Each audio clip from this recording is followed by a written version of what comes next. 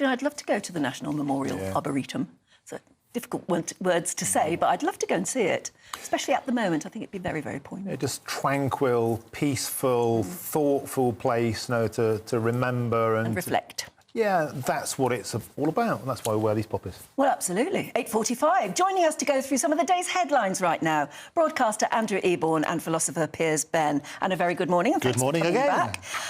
Andrew, yes. Very sadly, it was Matthew Perry, the Friends actor. It was his funeral, wasn't it? Yes, he's been laid to rest in Los Angeles. All 5 of his co-stars were there. It's a private funeral. There are only 20 mourners in total. But it's this wonderful place which is called Forest Lawn, which is where a number of people have been laid to rest there. Humphrey Bogart, Nat King Cole, Clark Gable, Michael Jackson, a number of people there. And very, very sad. I went to see, apart from, obviously, people know him as Chandler for those many years that he played in Friends from 1994 to 2004. But basically, he also wrote a play called The End of Longing, which he starred in over here in April 2016 at the Playhouse. And not people not know about it. It was basically a very dark sort of comedy, bittersweet comic play about broken people that didn't need to stay broken. And I went to go and see that, and actually tremendous. What I loved about him as well is that he spoke about his demons, if you like. He talked very openly about his addictions. And I think the more people who are in the public eye who can talk about these things and can help others, that's a brilliant legacy. Yeah, very sad. Still can't quite get over that. Yeah, very quickly laid to rest. Yeah. Very quickly laid to rest. And Piers, moving on, another celebrity in Britain, Joe Wicks, yes. Who, of course, helped us through many of those hours of lockdown one, certainly with his exercise, which me and my kids loved. But he's speaking out about the quick fix of anti-obesity drugs. Yes, this is a story in the Times. He says, jabs to cut obesity can't replace exercise. It's a familiar story. The trouble is that there's so much disagreement about what actually does help you to stay fit. You might fit for what, you could say, but, you know, fit in a good shape and lose weight. And there are about as many theories as there are people expounding them. And the basic common sense seems to be that it's about the ratio of calories going out and calories going in. And exercise, of course, is meant to boost calories going out. But it does strike me that it's not just a question of where the best evidence is. There's a sort of a disapproval of the quick fix. So it's almost if he thinks, if I were to take a drug that it were effective and just lose weight, I could just take it. But actually it makes a lot of sense to take a drug, just if that were the way to do it, because otherwise you're wasting your time exercising when you could just be living. What about the benefits to your heart, to your circulatory system? What about the mental health benefits, the serotonin? If it works, it works. Yeah. If it doesn't, then... Well, if you gain 5 minutes of life for every 5 minutes you spend on a treadmill, it's just, you're sort of... Basically, the time... And there's no other reason at all for being on a treadmill apart from...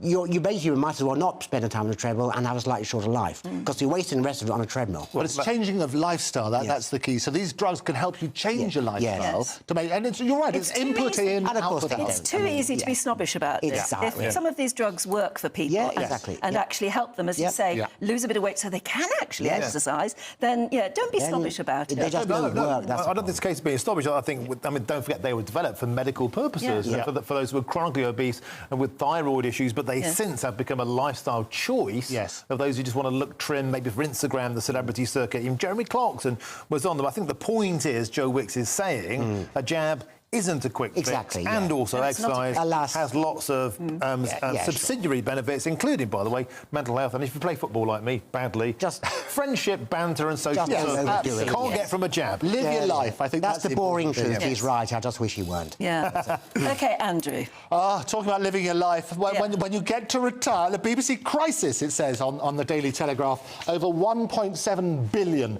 pension bill for stars. And what this basically is, that's more than the cost of BBC One and 2 content together. So this is a huge amount. They reckon it's about £70 Now, who is it who's getting these amazing pensions? Well, this I thought the BBC no longer gave pensions. Well, this is what happens. What they're saying... contracted. Yeah, so it's basically in 2010, anybody who joined before 2010, they're offered retirement packages which rise in line with inflation, allow retirement at the age of 60, 6 years before the state pension age. And the cost of funding this obviously has to come out of the thing. And it's not just the BBC. There are other organisations, and Martin and I were talking about this in the break, occasional break. Tell us about that, Martin. That's right, because when I was an MEP, one of the things that we highlighted was the massive pension bill of the European Union. So anybody who's ever worked at the European Union, every MEP, if you're there for a certain amount of time, that includes your staff. Yes. And the pensions bill, the public liability, paid for entirely by taxpayers of every member state,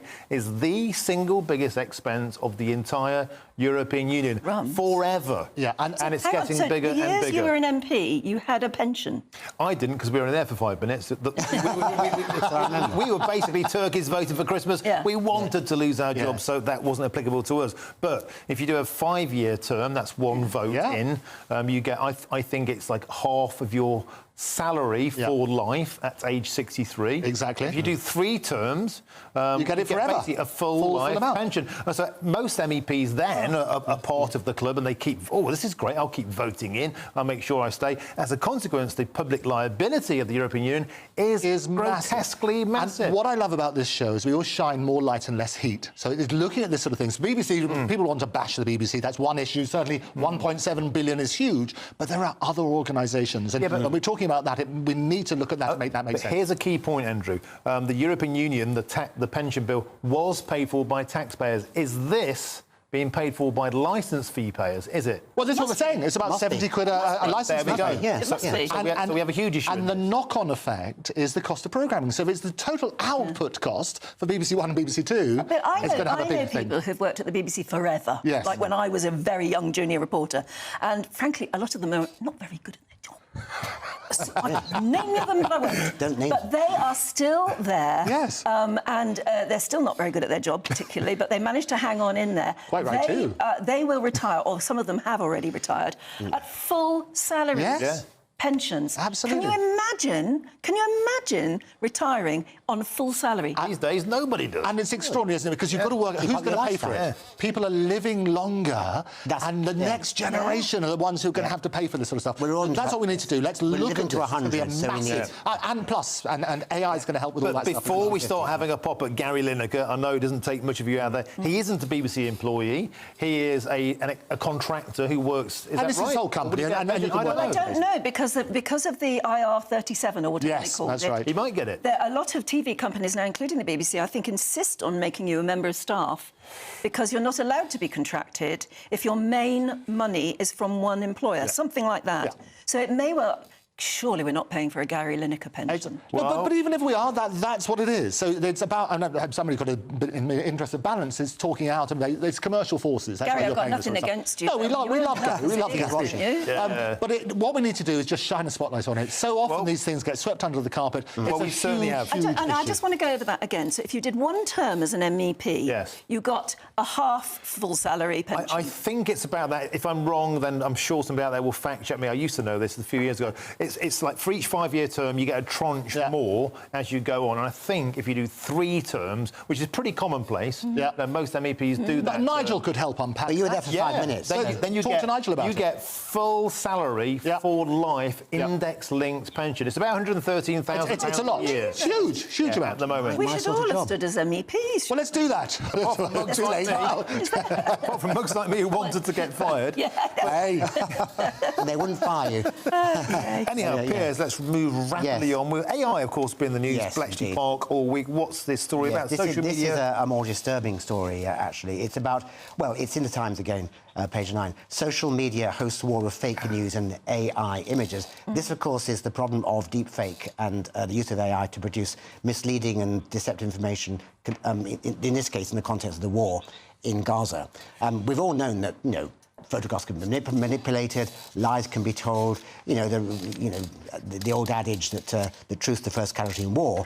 So in a way, it's nothing new. But this is a particularly insidious and sophisticated way of doing it, because you can have these deepfake images of either things that never happened at all, or things being staged by, or they've been what happened elsewhere. What happened else years ago are then made to look like. I mean, we're going to be talking a bit more about that later on in the programme with Andrew. Can I move us very quickly on, because we said we would, about the King and Queen who are still in Kenya, or are they still in Kenya?